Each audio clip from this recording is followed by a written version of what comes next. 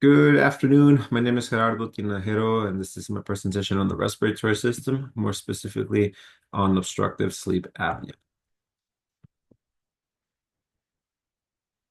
So a quick overview of how the respiratory system works. We basically breathe in air from our surroundings, either through our nose or through our mouth, sometimes both, and that air will make its way down to our lungs where the gas exchanges occur at the alveoli.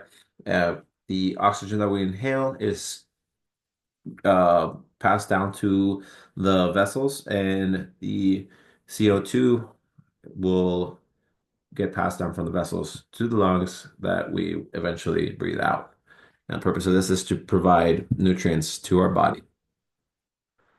Now, obstructive sleep apnea, or OSA for short, what it is, it's repetitive airway blockage that occurs during our sleep, and it happens when the muscles in the back of our throat relax excessively, and these soft tissues and tongue collapse, and they block the airway, preventing oxygen coming in through our windpipe.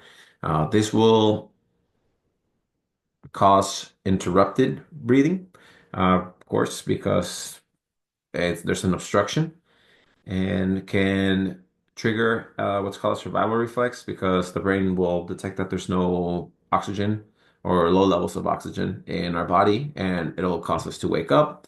This can happen repeatedly, anywhere between 30 to 50 times a minute. It can be more, it can be less, depending on the person, but we usually, the people that have OSA won't really recollect this because they're too sleepy to notice it.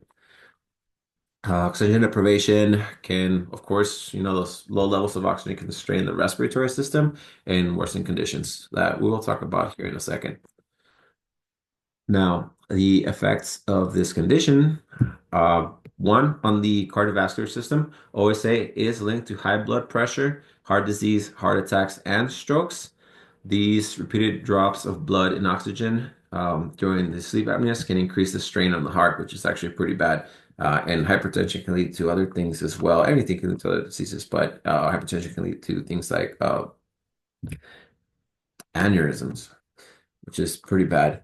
The respiratory system, again, is it exacerbates conditions that you may already have, like asthma, COPD, shortness of breath, and it will reduce your exercise capacity in case that's something that you like to do, like sports or lifting. It does have an effect on the endocrine system. It is linked to higher um, incidence of diabetes. And for our nervous system, it does play a role in our fatigue since we're not, first of all, we don't have that same oxygen level that it would if we had that continuous airflow, but also just the fact that that you're waking up so many times because of that survival reflex. It does also affect our digestive system. Keep saying we because I have OSA to a certain extent. So it does affect people who may have gastroesophageal reflux disease, and can cause more frequent heartburn. The reproductive system, it will decrease your libido, and in men, it may contribute to ED and affecting fertility, of course, and your general health. That chronic fatigue can even sometimes lead to depression. Now, OSA, it affects anywhere between 10 to 30% of people. It can affect up to, I think, about 1 billion people worldwide have been diagnosed with OSA. But some people who are more increased at risk are people who I don't want to say obese, but have excess weight, people who are older, people who have narrowed airway, people who already have hypertension, or people who already have other conditions like diabetes, asthma, COPD. Family history is also another thing. It does affect males more than females. People who smoke are also at a higher risk for OSA.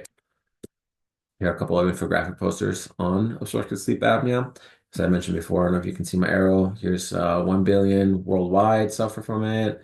And then one thing that I want to note out of these two is that Yes, people with increased age do have an increased incidence of sleep apnea, but it does level off at the later stages and has been documented that it does level off while you reach that older stages of life, but it is increased more in the mid stages. Now, we're gonna put this way to diagnose this condition is pretty much going to be through what's called a sleep study. A medical term would be a polysomnography. It is where well, you can do this at home where they'll video record you, but more than likely, the doctor's going to send you to this control environment room where you're going to sleep, spend the night, and they're going to strap you with a bunch of wires and they're going to monitor your sleep through video, and they're going to check through these receptors to see how your sleeping pattern is while these sleep apnea episodes occur. Treatment depends on the severity of the condition, but of course, lifestyle changes is always a good one. Weight loss if you're overweight, positional therapy, which is just instead of sleeping on your back, you're gonna face up, right? You're gonna sleep on your side, preventing those muscles on the back of the throat from obstructing your airway, avoiding things like alcohol or sedatives that can relax the muscles in the throat will also help you from that blockage.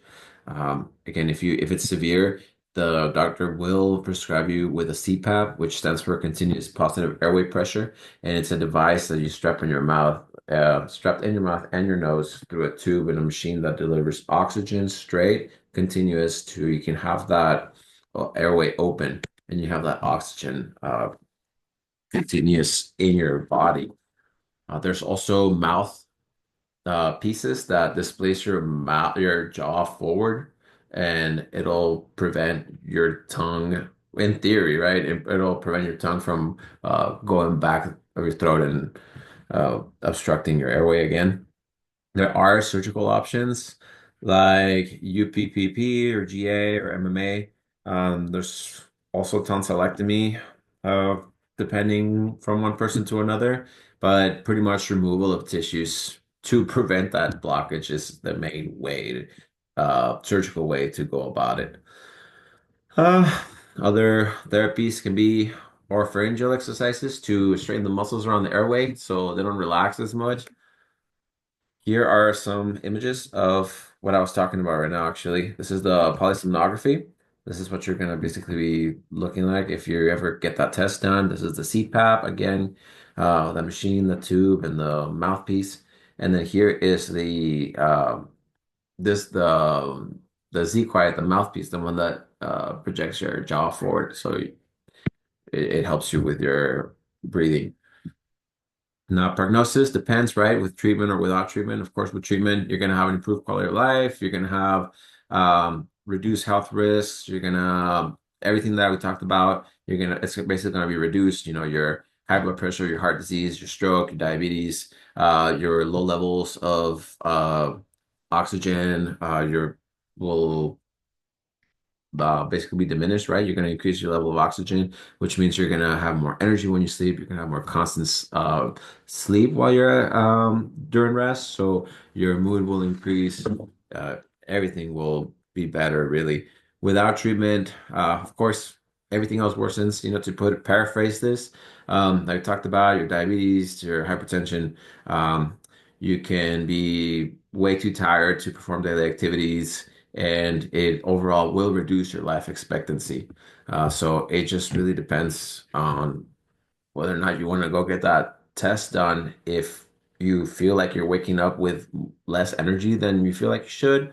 Another way to know is if you have like a dry drool in your mouth or a dry mouth, you know you're breathing through your mouth, which you shouldn't. You should be breathing your nose. That might be an indicator, but of course you have to go get checked with your doctor. Uh, and Here's an MRI of mid-sagittal. This is before the relaxation of the throat muscles, and this is after. You can see the narrow passageway being obstructed. This person is past sleep apnea and is eventually gonna wake up with that survival reflex. And I believe that is the end of my presentation. Thank you so much. Hope you have a good day. If you have any questions, feel free to um, ask in the comments. Thank you.